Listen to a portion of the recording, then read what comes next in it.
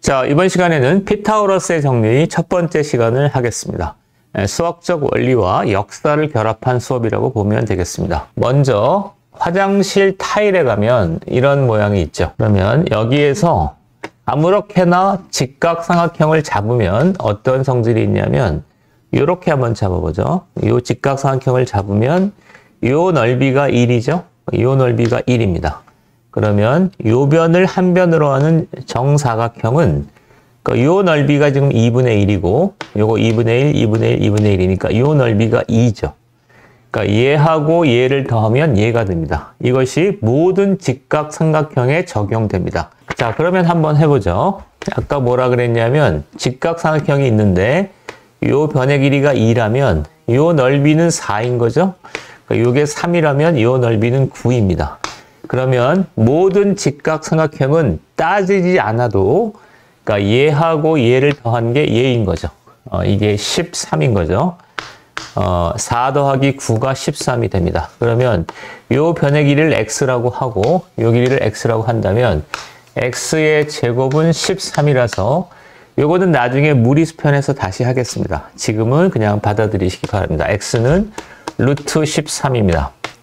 엄밀하게 얘기하면 피타고라스의 정리란 직각삼각형에서 요 한 변으로 하는 정사각형의 넓이와 요 넓이의 합은 요거라는 겁니다. 피타고라스의 정리의 원래 뜻은 기하, 모양으로 되어 있습니다. 학교 수학에서 그림을 그리는 게 복잡하니까 나중에 시간이 흘러서 어떻게 정리하냐면 이렇게 되죠. 요걸 A라고 하고 B라고 C라고 한다면 C제곱은 A제곱 플러스 B제곱이 피타고라스의 정리다라고 배우죠. 근데 이거는 이렇게 하면 너무 복잡하니까 이걸 대수라고 하는데 수식으로 피타고라스 정리를 익히는 겁니다. 이 13이라고 하는 숫자는 그 당시에도 알려져 있었죠. 2500년 전, 5000년 전에도 알려져 있었는데 문제는 이 수가 알려져 있지 않던 거죠. 그래서 이 수를 새로 만든 거죠. 이거는 나중에 하도록 하겠습니다. 다시 한번 해보죠.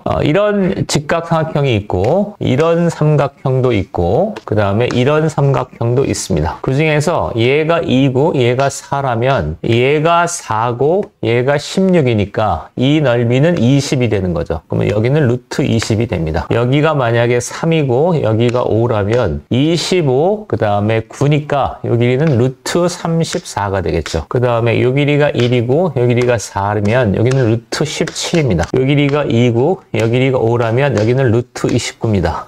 대부분 루트가 나오죠. 직각삼각형은 웬만하면 다 거의 대부분 루트라는 수가 나옵니다. 그런데 루트를 갖고는 다루기 힘들어요. 그런데 아주 우연히도 여기가 3이고 여기가 4라면 이 넓이가 16이고 이 넓이가 9입니다. 그러면 이 넓이가 얘하고 얘를 더한 게 25니까 요 넓이가 5인 거죠. 그러면 이제 루트가 사라진 거죠. 직각삼각형에서 얘가 3, 4, 5라면 루트가 사라집니다. 이런 수를 피타고라스의 수라고 합니다. 고대 메소포타미아와 이집트의 유적들을 보면 요 피타고라스의 정리수를 기록을 해놨습니다. 3과 4와 5가 되면 루트 없이도 직각삼각형을 만들 수 있는 거죠. 또 하나가 5대 5, 12, 13도 그러합니다. 그러면 왜 이런 게 그렇게 중요했었냐 하면 루트가 들어가지 않는 게 왜 그렇게 중요했고 거기에다가 피타고라스의 수라는 이름을 붙이고 그거를 특별히 유적에다 기록까지 해놨냐 하면 이것이 있어야만 직각삼각형을 만들 수 있기 때문에 그렇습니다. 우리가 지금 수라고 하면 2, 3, 5 이렇게 쓰지만 이것은 우리가 그야말로 최첨단 현대 문명의 이기를 받고 있기 때문에 그렇습니다. 옛날에 숫자라는 것은 이렇게 심플하게 쓸 수 있는 게 아닙니다. 숫자 2는 어떻게 되냐면 이집트 피라미드를 짓는 공사장에 가면 숫자 2는 뭐가 숫자 2냐면 밧줄이 있으면 밧줄에 매듭을 짓습니다. 여기가 하나, 둘이니까 이게 2인 거예요. 우리는 숫자 3이라고 하면 양떼가 3마리, 사자가 3마리, 3cm의 자 이런 것들을 숫자 3이라고 표현했잖아요. 그러니까 옛날에는 이게 숫자인 겁니다.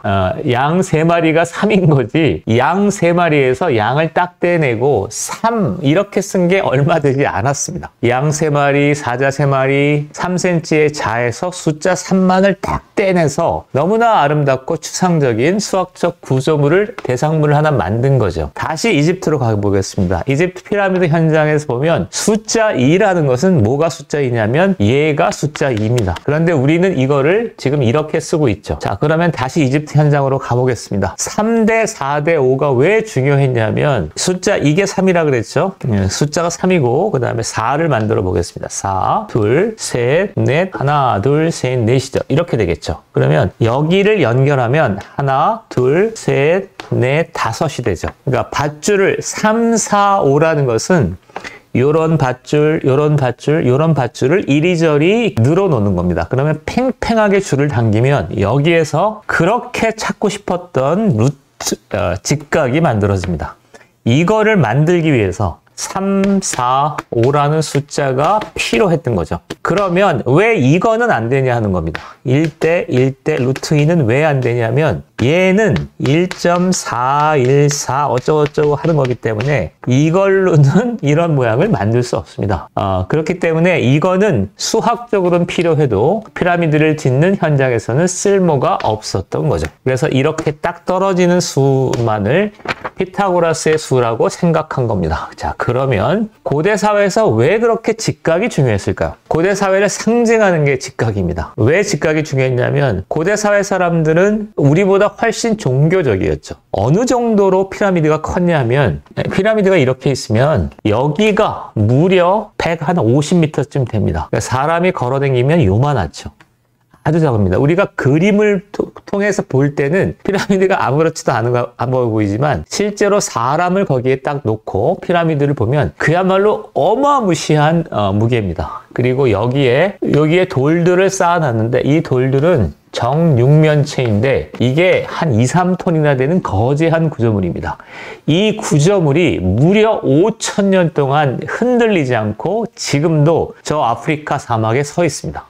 그 중심에는 뭐가 있냐면 수학이 있습니다. 수학 중에서도 어떤 수학이냐면 직각이죠. 수직입니다. 지구가 이렇게 있으면 피라미드가 여기 있겠죠. 피사의 사탑처럼 갈릴레이가 등장하는 피사의 사탑처럼 이렇게 휘어져 있다면 탑이 이렇게 휘어져 있다면 그래서 이 각도가 90도가 아니라면 이 구조물은 이 건축물은 오래 남아 있을 수 없겠죠. 뭐가 유지돼야 되냐면 피라미드가 서 있는데 얘가 이 선과 정확히 직각을 이루어서 이 피라미드의 중심이 어디를 향해야 되냐면 지구 중심을 향해야 합니다. 지구 중심을 향해야만 이 구조물은 5,000년의 세월 동안 꿋꿋하게 서 있을 수 있습니다. 이것이 수직에 대한 비밀입니다. 파라오의 영생을 바라는 고대인들의 희망이 집대성된 피라미드에는 수학이 담겨 있습니다. 그 수학은 모든 직각 삼각형의 한 변을 한 변으로 하는 정사각형의 넓이와 요 변을 한 변으로 한 정사각형의 넓이 얘하고 얘를 합치면 얘가 나오고 이거를 이용해서 무엇을 만든다? 직각을 만들고 이 직각을 통해서 피라미드를 세운다. 이것이 피타고라스의 정리에 담긴 수학적 원리입니다. 자, 이상 마치겠습니다.